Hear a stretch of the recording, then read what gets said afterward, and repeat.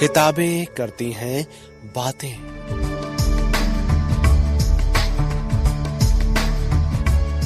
आवाज की तरंगों पर मेहनतकश जनता का साहित्य।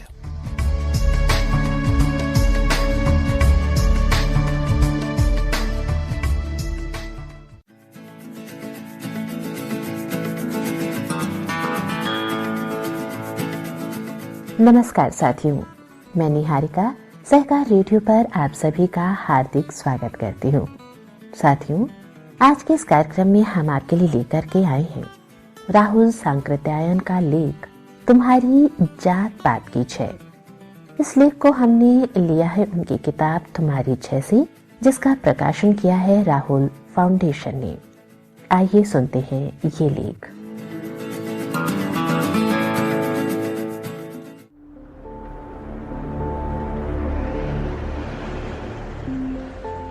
हमारे देश को जिन बातों पर अभिमान है उनमें जात पात भी एक है। दूसरे मुल्कों में जात पात का भेद समझा जाता है भाषा के भेद से, रंग के भेद से। हमारे यहाँ एक ही भाषा बोलने वाली, एक ही रंग की आदमियों की भिन्न भिन्न जातें होती हैं। यह अनोखा जाति भेद हिंदुस्तान की सरहद के बाहर होते ही नहीं दिखाई पड़ता। और इस हिंदुस्तानी जाति भेद का मतलब धर्म और आचार पर पूरा जोर देने वाली भिन्न जाति वालों के साथ खाना नहीं खा सकते, उनके हाथ का पानी तक नहीं पी सकते। शादी का सवाल तो बहुत दूर का है। मुसलमान और ईसाई तक भी इस छूत की बीमारी से नहीं बच सके हैं, कम से कम ब्याह शादी में। अछूतों का सवाल, जो इस जाति भेद का सबसे उग्र रूप है, हमारे यहाँ सबसे भयंकर सवाल है। कितने लोग शरीर छू जाने से स्नान करना जरूरी समझते हैं। कितनी ही जगहों पर अछूतों को सड़कों से होकर जाने का अधिकार नहीं है। हिंदुओं की धर्म पुस्तकें इस अन्याय की आध्यात्मिक और दार्शनिक कारण पेश करती है। गांधी जी अछूतपन को हटाना चाहते हैं, लेकिन शास्त्र और वेद की दुहाई भी साथ ले चलना चाहते हैं। यह तो कीचड़ से कीचड़ धोना है। अछूतपन को समझना दूसरे मुल्क के लोगों के लिए कितना कठिन है, इसका मैं उदाहरण देता हूँ। 1922 में ब्रिटिश गवर्नमेंट ने जब अपना सांप्रदायिक निर्णय दिया और गांधी जी ने उस पर आमरण अनशन शुरू किया, उस समय मैं लंदन में था। बहुत दिनों के बाद यह सनसनीखेज खबर भारत के संबंध में इंग्लैंड के पत्रों में छपी। उन्होंने मोटी मोटी सुर्खियां देकर इसे छापा। जिन देशों में अस्पृश्यता नहीं है, वहां के लोग इस बारे में क्या जाने। लंदन यूनिवर्सिटी में पढ़ने वाले एक चीनी छात्र हमारे पास आए और उन्होंने पूछा, अस्पृश्यता क्या है? मैंने कुछ समझाना चाहा। उन्होंने पूछा, क्या कोई छूत की बीमारी होती है या कोढ़ की तरह का कोई कारण होता है जिससे कि लोग आदमी को छूना नहीं चाहते? मैंने कहा कि आदमी स्वस्थ और तंदुरुस्त हमारी ही तरह होते हैं। हाँ, अधिकांश की आर्थिक दशा हीन जरूर होती है। मैं आध घंटे से अधिक अस्पृश्यता के बारे में समझाने की कोशिश करता रहा, लेकिन देखा कि मेरे दोस्त के पल्ले कुछ भी नहीं पड़ रहा है। तब मैंने अमेरिका के निग्रो लोगों का उदाहरण देकर उन्हें समझाना शुरू किया।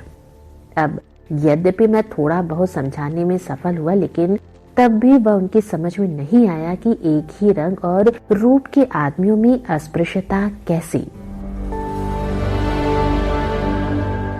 पिछले 1000 बरस के अपने राजनीतिक इतिहास को यदि हम लें तो मालूम होगा कि हिंदुस्तानी लोग विदेशियों से जो पददलित हुए, उसका प्रधान कारण जाति भेद था। जाति भेद न केवल लोगों को टुकड़े टुकड़े में बांट देता है, बल्कि साथ ही यह सबके मन में ऊंच नीच का भाव पैदा करता है। ब्राह्मण समझता है कि हम बड़े हैं, राजपूत छोटे, और राजपूत समझता है कि हम बड़े हैं, कहार छोटे हैं। कहार समझता है कि हम बड़े हैं चमार छोटे हैं, चमार समझता है हम बड़े हैं मेहतर छोटे हैं, और मेहतर भी अपने मन को समझाने के लिए किसी को छोटा कह ही लेता है। हिंदुस्तान में हजारों जातियां हैं और सब में यह भाव है। राजपूत होने से ही यह न समझिए कि सब बराबर हैं। उनके भीतर भी हजारों जातियां हैं। उन्होंने कुलीन कन्या से ब्याह कर अपनी जात ऊंची साबित करने के लिए आपस में बड़ी बड़ी लड़ाइयां लड़ी हैं और देश की सैनिक शक्ति का बहुत भारी अपव्यय किया है। आला उदल की लड़ाइयां इस विषय में मशहूर हैं। इस जाति भेद के कारण देश रक्षा का भार सिर्फ एक जाति के ऊपर रख दिया गया था। जहां देश की स्वतंत्रता के लिए सारे देश को कुर्बानी के लिए तैयार रहना चाहिए, वहां एक जाति के कंधे पर सारी जिम्मेदारी दे देना बड़ी खतरनाक बात थी। राजपूत जाति ने जहां तक सैनिक उत्साह का संबंध है अपने को अयोग्य नहीं साबित किया, तो भी सिर्फ देश रक्षा की बात नहीं रह गई, वहां तो उसके साथ साथ राजशक्ति का प्रलोभन भी उनमें बहुत बड़ा था और इसी के लिए आपस में वे बराबर लड़ने लगे। उनके सामने मुख्य बात थी खास राजवंशों की रक्षा करना, राजवंशों की पारस्परिक वैमनस्य जो कि राजशक्ति को हथियाने के कारण ही था। उन्होंने राष्ट्रीय सैनिक शक्ति को अनेक टुकड़ों में बांट दिया और वे एक साथ होकर विदेशियों से न लड़ सकी। यदि जात पात ना होती तो और मुल्कों की तरह सारे हिंदुस्तानी देश की स्वतंत्रता के लिए लड़ते।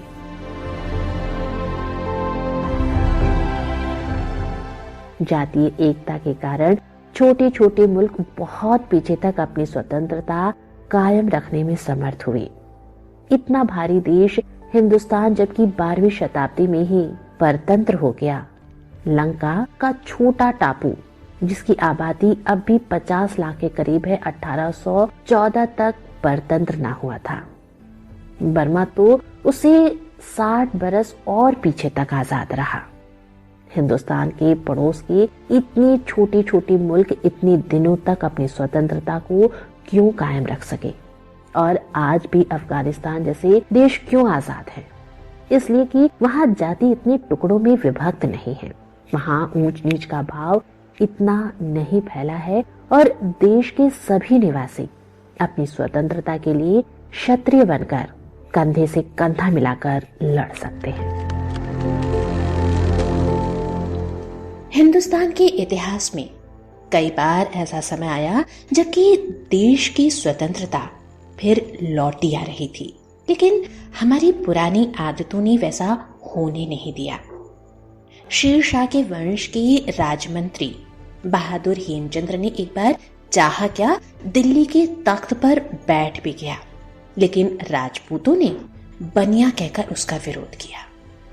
दूरदर्शी सम्राट अकबर ने सारे भारत को एक जाति में लाने का स्वप्न देखा, लेकिन उसका वह स्वप्न ही रह गया और उसके बाद के हिंदू मुसलमानों ने कभी उस जाति एकता के ख्याल को फूटी आंखों देखना पसंद नहीं किया। अंग्रेजों के हाथ में जाने से पहले भारत में सबसे बड़ा साम्राज्य मराठों का था, लेकिन वह भी ब्राह्मण अब्राह्मण के झगड़ों के कारण चूर चूर हो गया। हमारे पराभव का सारा इतिहास बतलाता है कि हम इसी जातीय भेद के कारण इस अवस्था तक पहुंचे हैं।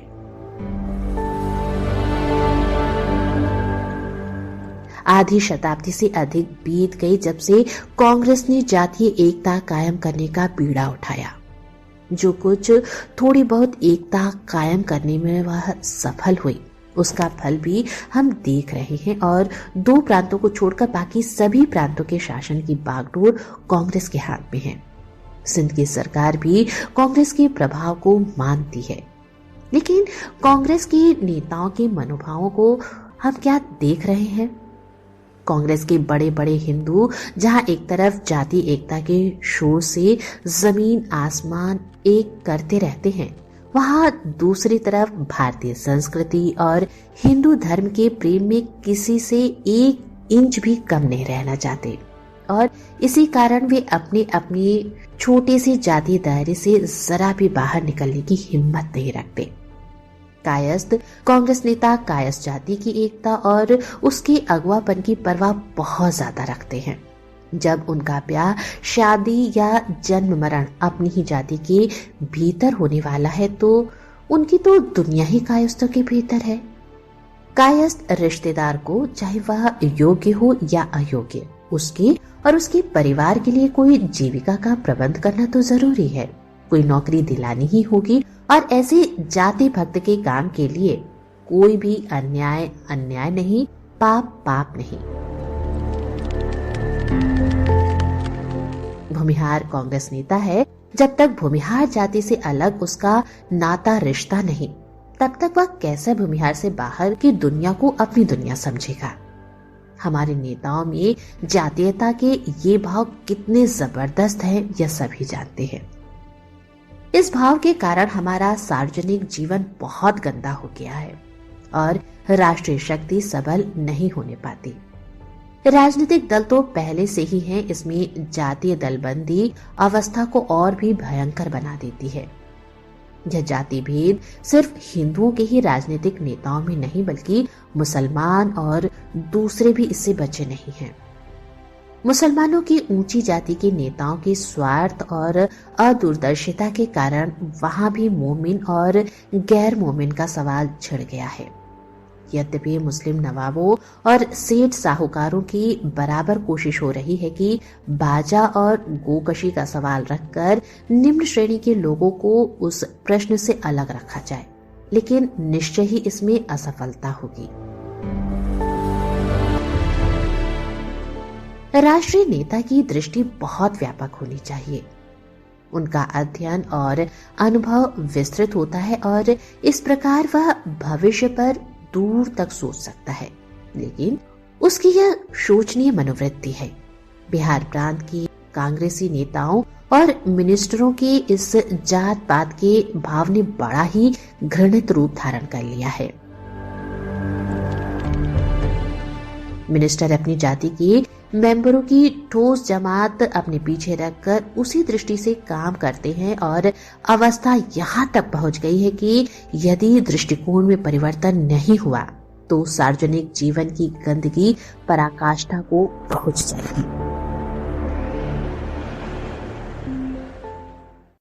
ये सारी गंदगियां उन्हीं लोगों की तरफ से फैलाई गई हैं जो धनी है या धनी होना चाहते हैं। सबके पीछे ख्याल है धन को बटोर कर रख देने या उसकी रक्षा का। गरीबों और अपनी मेहनत की कमाई खाने वालों को ही सबसे ज्यादा नुकसान है।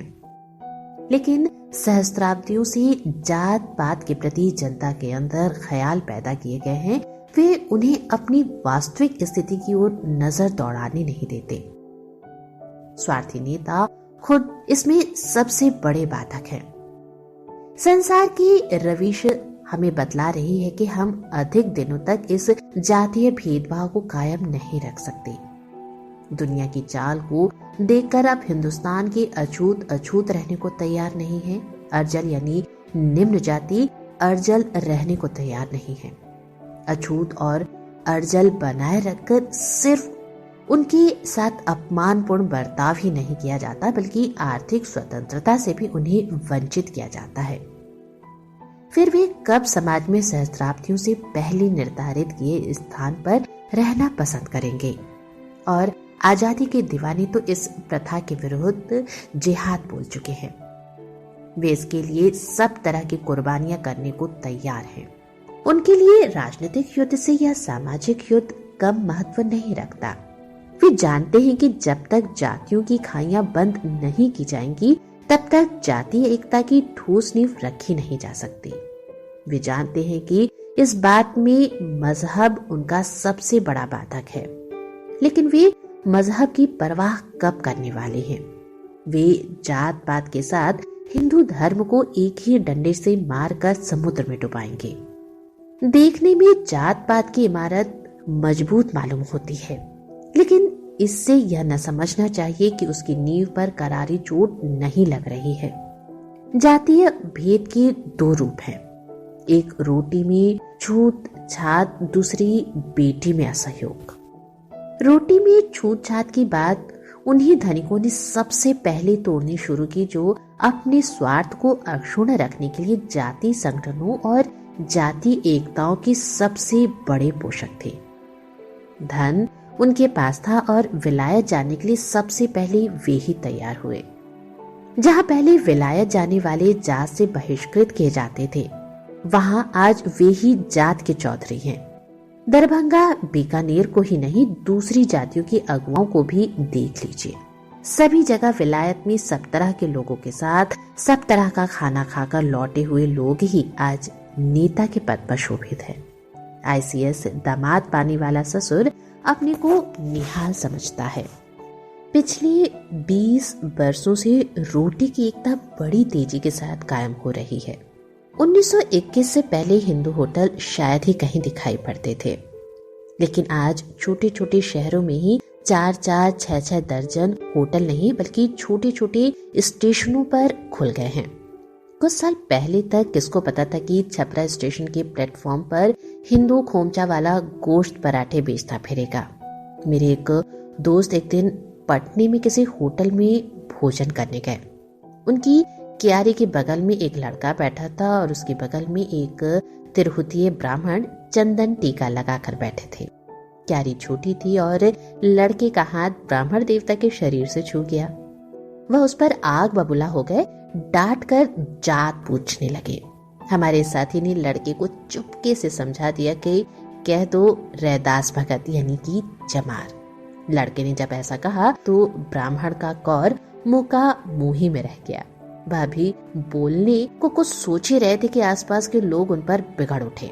यह होटल है, यहाँ दाल भात की बिक्री होती है, तुमने जात पात क्यों पूछी? ब्राह्मण देवता को लेने के देने पड़ गए। यदि खाना छोड़ने जाते तो यही नहीं कि पैसे दंड पड़ेंगे, बल्कि सब लोगों का खुलकर हंसी उड़ाने का मौका मिलेगा। इसलिए बेचारे ने सिर नीचा करके चुपचाप भोजन कर लिया। रोटी की छूत का सवाल हल सा हो चुका है। शिक्षित तरुण इसमें हिंदू मुसलमान का भेदभाव नहीं रखना चाहते, लेकिन बेटी का सवाल अब भी मुश्किल मालूम पड़ता है। एक दिन रेल में सफर करते हुए मुझे एक मुसलमान नेता मिले। वह समाजवादियों के नाम से हद से ज्यादा घबराए हुए थे। वे बोले, समाजवादी खैर लोगों की गरीबी दूर करना चाहते हैं, इस्लाम भी मसावत यानी कि समानता का प्रचारक है, लेकिन वे मजहब के खिलाफ क्यों हैं? मौलाना साहब की इस बात को सुनकर मैंने कहा, साम्यवादी मजहब के खिलाफ अपनी शक्ति का तिल भर भी खर्च करना नहीं चाहते। वे तो चाहते हैं कि दुनिया में सामाजिक अन्याय और गरीबी न रहने पाए। इस पर मौलाना साहब ने कहा, इसमें हम भी आपके साथ हैं। मैंने कहा, आप भी साथ हैं? क्या आप सारे हिंदुस्तानियों की रोटी बेटी एक कराने के लिए तैयार हैं? इस पर मौलाना ने कहा, इसकी क्या जरूरत है? मौलाना जी की बात सुनकर मैंने कहा, क्योंकि गरीब तब तक आजादी हासिल नहीं कर सकते जब तक कि अपनी कमाई स्वयं खाने का हक पा नहीं सकते, जब तक कि वे एक होकर अपनी चूसने वालों, चाहे वे देशी हो या विदेशी, का मुकाबला करके उन्हें परास्त नहीं करते। मेरी बात सुनकर मौलाना साहब ने कहा, रोटी तक तो हम आपके साथ हैं, लेकिन बेटी में नहीं। पास ही एक पंडित जी बैठे थे जो बातचीत से वकील मालूम होते थे। हमारी ये बात सुनकर झट से बोले, आप लोग तो दूसरे मुल्कों के सांचे में हिंदुस्तान को भी ढालना चाहते हैं। आप लोग यह सोचने की तकलीफ गवारा नहीं करते कि हिंदुस्तान धर्म प्राण मुल्क है, इसकी सभ्यता और संस्कृति निराली है।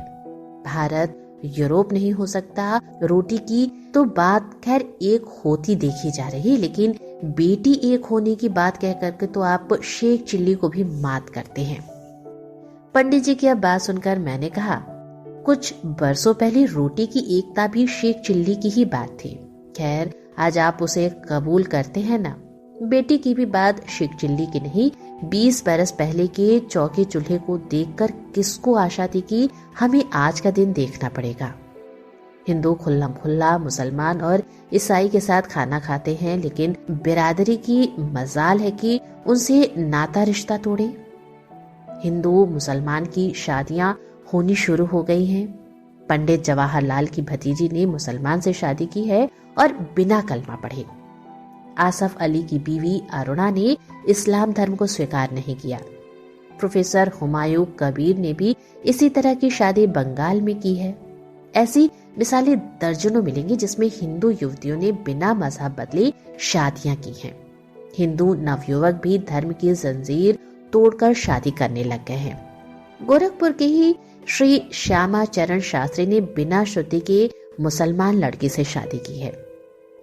गुजरात के एक संभ्रांत कुल के हिंदू युवक ने एक प्रतिष्ठित मुसलमान कुल की सुशिक्षिता लड़की से शादी की है। यह निश्चित है कि दिन प्रतिदिन ऐसे ब्याहों की संख्या बढ़ती ही जाएगी। समाज के जबरदस्त बांध में जहां सुई भर का भी छेद हो गया, वहां फिर उसका कायम रहना मुश्किल है।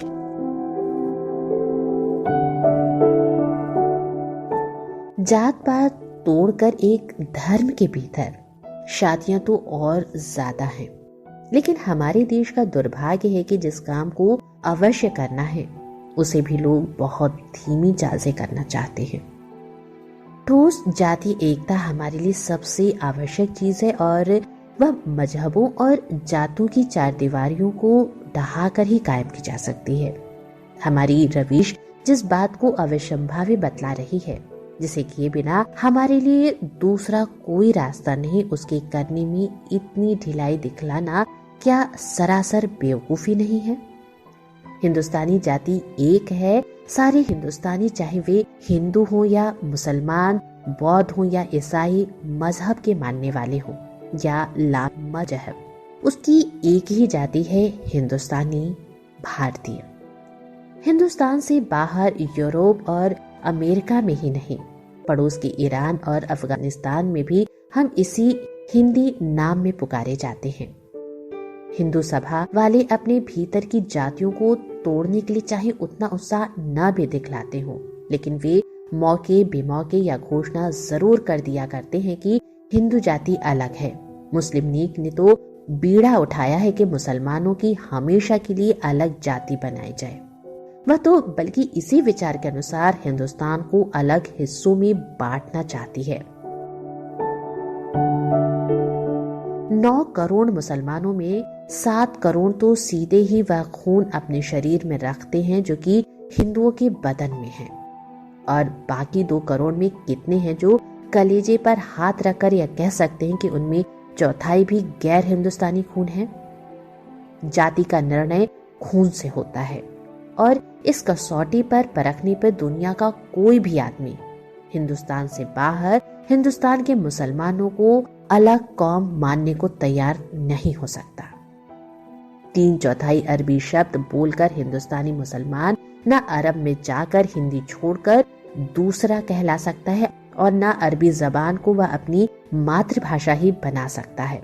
हमारे नौजवान इस बंटवारे को अधिक दिनों तक बर्दाश्त नहीं कर सकते। नई संतानों के लिए तो अच्छा होगा कि हिंदुओं की औलाद अपने नाम मुसलमानी रखे और मुसलमानों की औलाद अपने नाम हिंदू रखे। साथ ही मजहबों की जबरदस्त मुखालफत की जाए। सूरत शक्ल की बनावटी भेद को भी मिटा दिया जाए। इस प्रकार मजहब के दीवानों को हम अच्छी तालीम दे सकते हैं। निश्चय ही जात पात की क्षय करने से हमारे देश का भविष्य उज्जवल हो सकता है।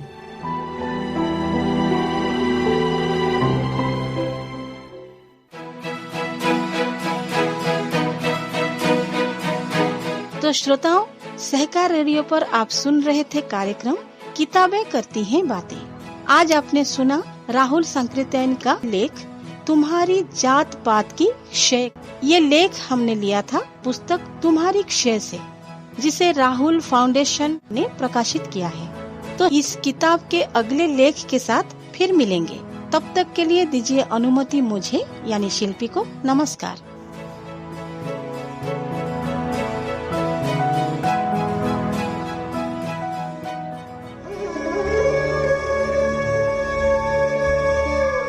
किताबें करती हैं बातें।